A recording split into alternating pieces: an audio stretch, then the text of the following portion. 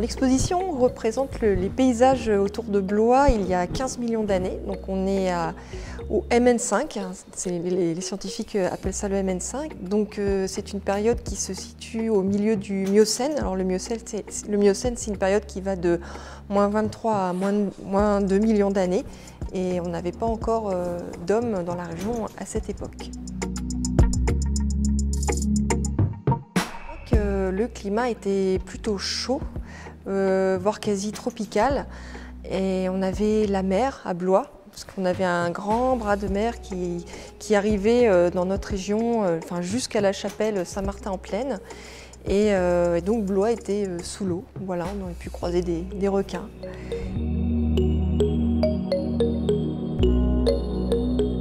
On arrive à reconstituer les différents paysages de notre région grâce aux fossiles qu'on a pu retrouver et qui permettent de savoir quels animaux vivaient dans notre région il y a 15 millions d'années.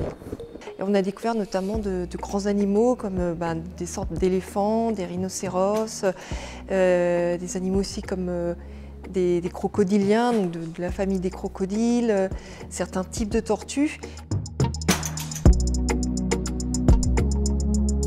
Alors déjà, on avait des rhinocéros qui n'avaient pas forcément de cornes, ou alors une corne qui était plus petite ou située un peu plus bas. Et pour les éléphants, c'est pareil. Aujourd'hui, on a des éléphants avec une paire de défenses. À l'époque, on pouvait avoir des éléphants avec 2 paires de défenses ou des défenses recourbées. Au niveau des mammifères, toujours au niveau des petits bovidés, on avait des animaux à dents de sabre. Alors ça existe encore en Asie du Sud-Est notamment. Alors c'était des attributs qui servaient au mâle à s'affirmer et voilà, à conquérir des femelles, entre autres.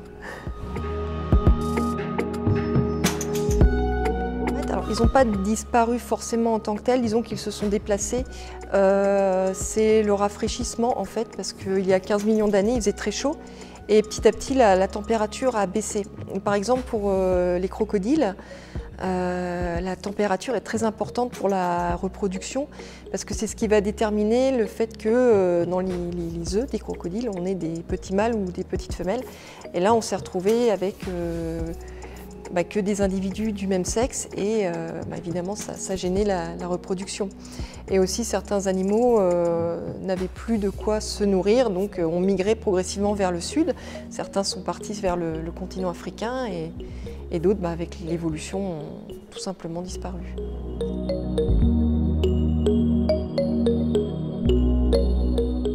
Alors Faerie, c'est une référence à l'univers de Tolkien. Donc c'est l'évocation d'un monde à la fois fantastique, disparu, avec des animaux extraordinaires. Et donc nous, on avait envie d'inviter le public à rêver.